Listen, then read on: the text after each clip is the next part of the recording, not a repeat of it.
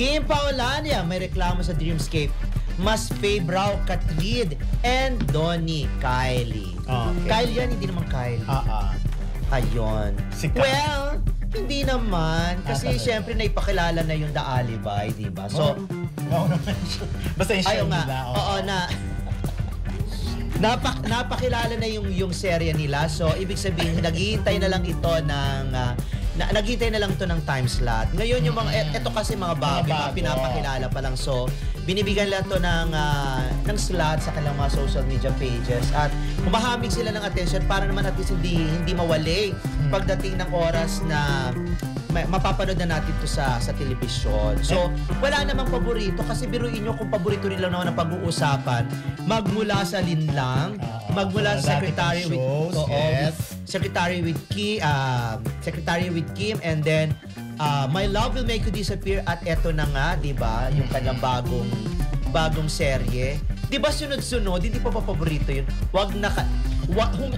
Wag kayong humingi ng buong katawan na ibigay na nga sa inyo ang kalahati ng... Maybe nasasabik lang sila, baka or naiinep. Gusto, di ba laging ganun, gusto nilang hilahin ng araw para at least makita na nila. Pero syempre, hindi naman ang Kim Pao lang ang artista. Correct. Diba? Marami namang artista. Ako naniniwala na right timing ang hinihintay. So, kung dati nainip kayo dun sa pelikula dahil na-adjust, na-delay, nakita nyo naman yung resulta bongga. So, why not ngayon? Hintayin na lang natin, di ba? At naniniwala ko na habang nakakasabik, lalo mo. Nakakagigil. Yes. Panoorin. Sakto. From Dolly Chua, hello Ray and Dondon. Magandang tanghali sa inyong dalawang magaganda. Wow! Del Bell, happy wedding anniversary. Naku, happy wedding anniversary to my hubby. Walang sawan at ganda lang ang contribution ko sa pagsasama. Naku naman, happy wedding anniversary sa'yo. Beshi Del Grab at sa iyong jowa.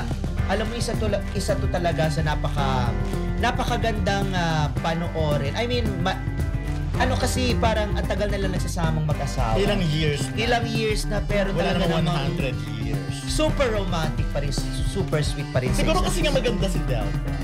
Ay, oo, maganda siya. Pag ganun kasi yung babae maganda, talagang hindi nga, sabi nga, di ba, ganda lang ang contribution. Ay, ganon. Siyempre. Nakakaloka yung ganda lang ang contribution. Leila Penafiel, Cargulyo, wag natin kayong magtampo, Kim Pao, kung sa paborito ang totoo naman.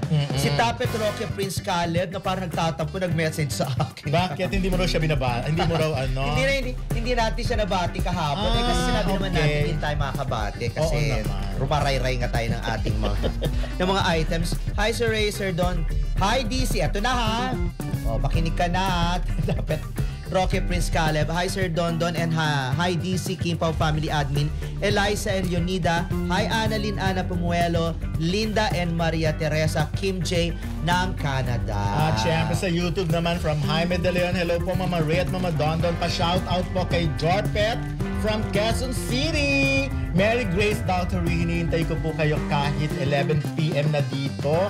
At maaga pang work ko bukas. Nakakatanggal po kayo ng stress watching from Washington, USA. At syempre kay Lorna Anselmo. Walang DC? Wala siya sinabing USA lang. Lorna Anselmo and Lorraine Dono watching from California today since I attended Mila's birthday last Sunday in San Francisco. Good to catch you live. Live from Lucy Rivera, Irene Dono. Happy afternoon sa inyo. Ito, nagpupuyat para lang mapanood kayo. Love you, bought from Edmonton, Canada. Grabe talaga. So, ang karamihan ng nanonood sa atin ay gabi, madaling araw. Tapos yung iba naghahabol na lang. Sila yung team replay. Uy, teka muna, batiin ko lang yung aking kaibigan na si Miss India. Di ba? Si Miss India, J. Beltran. Ano to, OFW to, nagtatrabaho to. Hindi ko alam kung sa barko siya nagtatrabaho ngayon or land-based siya. Okay. Hello Miss India, kahapon nanood siya, hindi kita nabati na kita.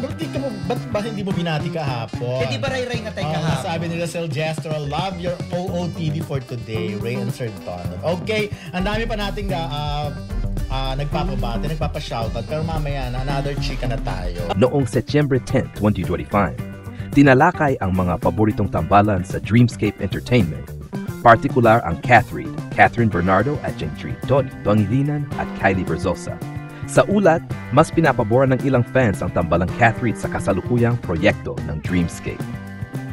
Facebook o resulta ng survey o poll, tila mas mataas ang anticipation para sa Catherine, lalo na't muling magsasama sina Catherine at James sa isang bagong serye.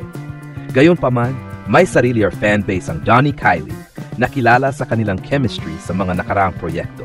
Mukhang ang balitang pinag-usapan mo tungkol sa mas pinapaboran ang tandem na Catherine kumpara sa Donnie Kylie, Donnie Pangilinan Kiniverzosa sa Dreamscape ay higit na base sa fan buzz at excitement kaysa sa konkretong poll o datos. Narito ang aking masinsinang pagsusuri. 1. Fan excitement sa Catherine. Noong August 29 to 30, 2025, inanunsyo ng Dreamscape Entertainment ang pagkakasama ni Catherine Bernardo at James Reid sa isang bagong teleserye na agad nagpabilis ng buzz at fangirling online gamit ang bagong moniker na Catherine. Marami ang nagpahayag ng kanilang excitement mula sa Wattpad fanfiction readers hanggang sa mga naghintay ng reunion. Tulad ng, open quote, Catherine Rise. Excited for Catherine Reid na kami Cat. Lakas ng chemistry nila. Can't wait for their upcoming series. Matapos mapabalitang magiging love team sina Catherine at James, nilinaw ni Catherine noong August 31, 2025 na hindi ito nakatakda bilang isang tradisyonal na love team, kundi isang partnership lang na maaring magpahiwatig ng mas masinsinang story-driven approach, hindi lang romantiko. Ano ang kalamangan ng Catherine versus Donnie Kylie? Catherine ay tila may mas matagal at mas malalim na attachment sa publiko dahil sa background ng parehong artista bilang bahagi ng iconic duos. Catherine bilang bahagi ng Cat Neil at James bilang bahagi ng Jadine. Sa kabilang banda, wala pang available na solid info o datos tungkol sa Donnie Kylie kung may bagong project man sila. Hindi pa ito nakalabas sa mainstream media o tamang panahon para mag-trend kumpara sa Catherine announcement. Malakas ang fan buzz, social media excitement, wide coverage. Donnie Kylie, walang kasalukuyang malakas na media presence o fan buzz na nakalap sa ngayon. Dahil dito, natural lang kung mas nabibigyan ng spotlight ang Catherine sa ngayon. Ito ay isang blockbuster level announcement na nagpukaw ng malawakang reaksyon. Habang may sariling following ang Donnie Kylie, mukhang needs a bigger project o reveal para makasabay. Tiyak na magbibigay ito ng dagdag na kulay sa usap. Narito ang ilan pang mahahalagang detalye na maaari nating idagdag sa balitang iyong binanggit. 1. Catherine announcement. Viral at record-breaking. Ang opisyal na announcement ng teleserye ni Catherine Bernardo at James Reid ay naging viral sa social media, umani ng mahigit 3.5 milyong views sa loob lamang ng unang 24 oras. ABS-CBN Corporate, isang pambihirang reaksyon na nagpapakita ng lubos na interes ng publiko sa kanilang kolaborasyon. 2. Catherine at James, hindi love team, kundi partnership. Ayon sa mga panayam, malinaw na sinabi ni Catherine na ang kanilang tandem ay hindi tradisyonal na love team. Ito ay partnership lamang na nagbibigay ideya na ang kanilang magiging tambalan ay mas focus sa istorya kaysa sa kilig romance. Pagsali ni Maja Salvador sa teleserye, isang bagong level ng excitement na kumpirma na kasali si Maja Salvador sa upcoming Dreamscape series kasama sina Catherine at James. Ito ay isang malaking dagdag dahil kilala si Maja sa kanyang malalim at versatile acting chops. Nag-earn ng 3.5 million views sa unang 24 oras. ABS-CBN Corporate Partnercation. Hindi love team kundi isang pagtuon sa istorya at karakter. Gulf News supporting cast. Maja Salvador confirmed bilang bahagi ng bagong serye. Ang pagbibigay diin sa partnership kaysa romantic pairing ay nagpapahiwatig na maaring mas malalim at mas multifaceted ang magiging kwento. Maaring may thematic elements gaya ng friendship, family dynamics o empowerment. High expectations.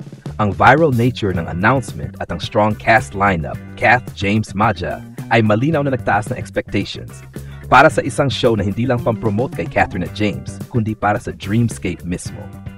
Pagkaiba sa Donnie Kylie, hanggang ngayon, walang katulad na buzz o confirmation na may bagong proyekto sina Donnie at Kylie mula sa Dreamscape. Ibig sabihin, natural lang kung ngayon ay mas focus ang media at fans sa Catherine Maja Project.